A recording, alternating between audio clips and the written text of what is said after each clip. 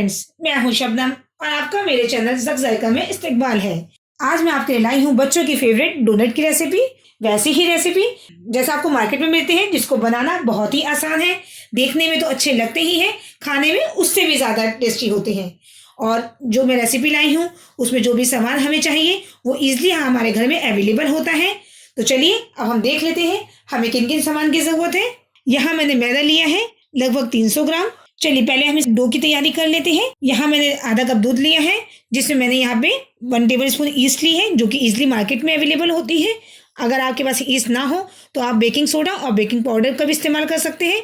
इसे हमें हल्के गर्म दूध में डालना है ताकि ये इसलिए फर्मेंट हो जाए।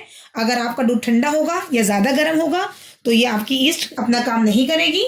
तो चलिए इसको हम 5 मिनट के लिए रख देते हैं साइड में, ताकि ईस्ट अपना अच्छे से फर्मेंट हो जाए।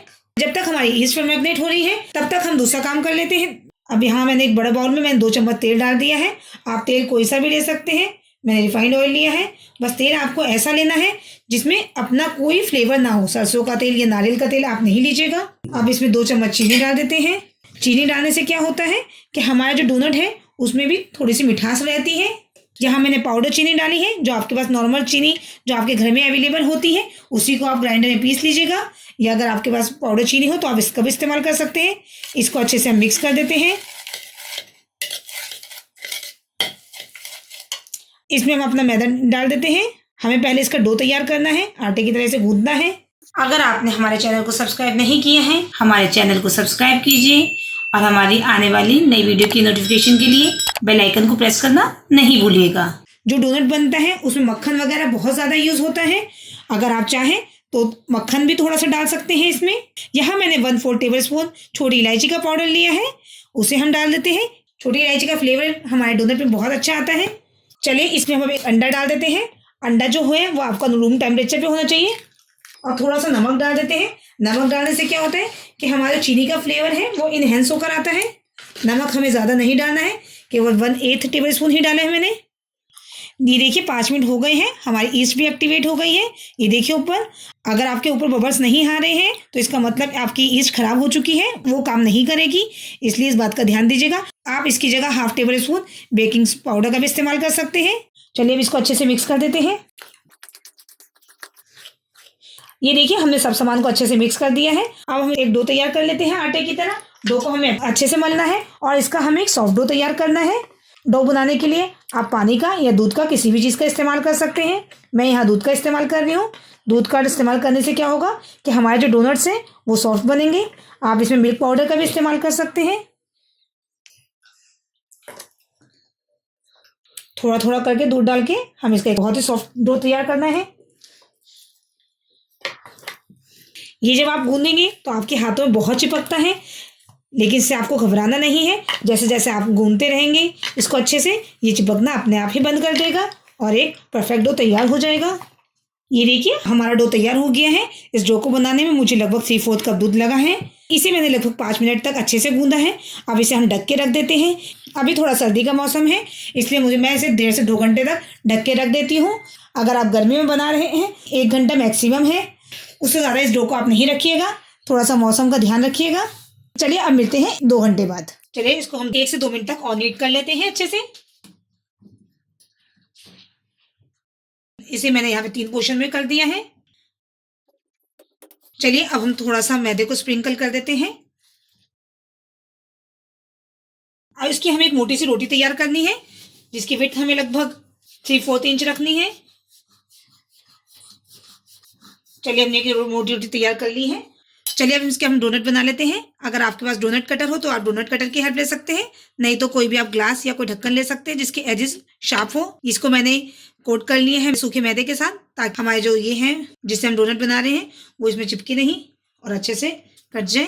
अगर आप शार्प एजेस वाले ग्लास का इस्तेमाल करेंगे तो हमारा बहुत आसानी के साथ निकल जाते हैं। ये एक आसान ऑप्शन है जो हमारे पास घर में सबके ईजिली कुछ ना कुछ अवेलेबल होता ही है। चलिए हम ये निकाल लेते हैं। चलिए इसे मैं साइड कर देते हैं, जो एक्स्ट्रा पार्ट बच गया है। और यहाँ मैंने एक छोटा सा ढक्कन लिया है, इसको भी हम मैदे से कोट कर लेते हैं और इसके बीच में मिडल पार्ट भी निकाल लेते हैं। यहाँ मैंने दूसरी साइड तेल भी गर्म होने रख दिया है। तो देखिए हमारे 3 डोनट तैयार हो चुके हैं। इसको मैं एक प्लेट में रख देती हूँ और बाकी डोनट भी ऐसे ही हम बना लेते हैं। चलिए ये देखिए हमारे इतने डोनट्स तैयार हो गए हैं। ये बाकी जो एक्स्ट्रा पार्ट बचा था इसको भी हम एक साथ करते हुए इसकी भी एक रोटी तैयार कर लेते हैं। हम थोड़ा सा ग्लास में मैदा लगाते हुए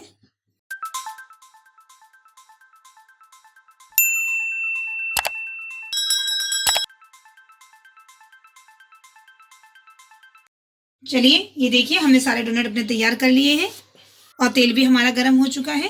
तेल हमें मीडियम हॉट रखना है और गैस की फ्लेम हमें मीडियम लो रखनी है ताकि हमारा डोनट ऊपर से ही ब्राउन ना हो, अंदर से भी अच्छे से पक जाए।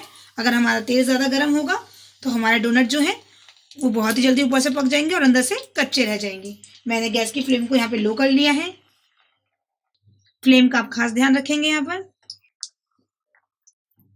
और ऐसे बहुत आराम से हम साइड चेंज करेंगे।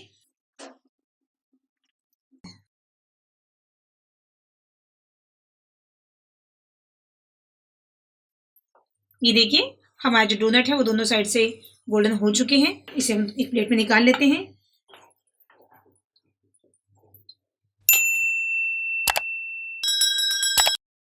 चलिए हमने बाकी के डोनट्स भी डाल दिए फ्राई होने के लिए। ऐसे ही करके हम सारे डोनट तैयार कर लेते हैं। ये देखिए हमारे सारे डोनट तैयार हो चुके हैं। अब इसे आप चाहें तो ऐसे भी सर्व कर सकते हैं, लेकिन बच्चों को थोड़ा सा चॉकलेट वाले, थोड़ा सा डेकोरेटिव स्प्रिंकल्स वाले ज़्यादा पसंद है। तो चलिए इसका हम एक ग्लेज भी तैयार कर लेते हैं।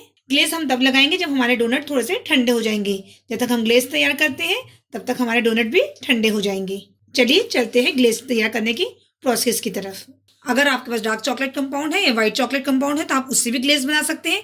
यहाँ मैं आपको बहुत इजी तरीके से ग्लेज बनाना सिखा रही हूँ, जो आपके पास सबके पास घर में इजीली अवेलेबल होता है। यहाँ मैंने 3 चम्मच चीनी ली है। अब इसमें हम थोड़ा सा दूध डाल देंगे। हमें ज़्यादा दूध नहीं डालना है क्योंकि मैंने यहाँ पे 2 चम्मच ही दूध डाला है। इसके बाद इसे हम अच्छे से मिक्स कर देते हैं। हाँ देखिए इसकी कंसिस्टेंसी हमें कैसे रखनी है, हमें इससे ज़्यादा पतला नहीं करना है। चलिए इसमें हम थोड़ा सा रेड फूड कलर डाल देंगे। हमें ज़्यादा रेड फूड कलर नहीं डालना है, बस 1 पिंच ही डालना है लगभग। इसको अब अच्छे से मिक्स कर देते हैं और इसको हम डिप कर देते हैं। चलिए देखिए ये हमारे हमने अच्छे से कोट कर दिए हैं। इसको हम निकाल के एक प्लेट में रख देते हैं ताकि जो भी एक्स्ट्रा हो वो निकल जाए प्लेट में ही। चलिए इसी तरीके से हम अपने ऑरेंज ग्लेज वाले डोनट्स तैयार कर लेते हैं।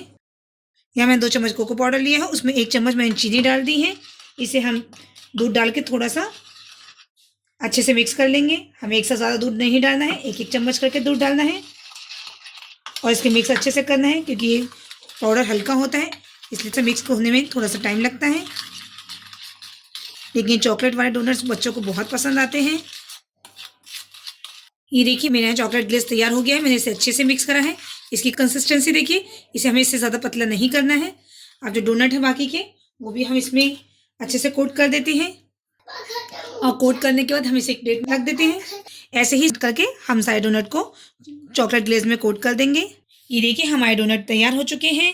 2 फ्लेवर्स के बनाए हैं मैंने, आप भी इसे ज़रूर ट्राई कीजिएगा। अब इसमें हम कुछ इसमें स्टार्स लगा देते हैं, स्प्रिंकल्स लगा देते हैं। आपके पास जो भी इजीली अवेलेबल हो वो लगा सकते हैं आप। ये बच्चों को देखने में तो अच्छे लगते ही हैं और बच्चे इसे बड़े शौक से खा लेते हैं इस तरीके से। आप चाहें ड्राई फ्रूट्स को बारीक काट के भी इसमें लगा सकते हैं। मेरी वीडियो को लाइक कीजिए, मेरे चैनल को सब्सक्राइब कीजिए और आने वाली नई वीडियो की नोटिफिकेशन के लिए बेल आइकन को प्रेस करना ना भूलें। इसमें हम डेजिकेटेड कोकोनट स्प्रिंकल कर देते हैं ताकि ये खाने में भी अच्छे लगे और एक अच्छा सा फ्लेवर आ जाए।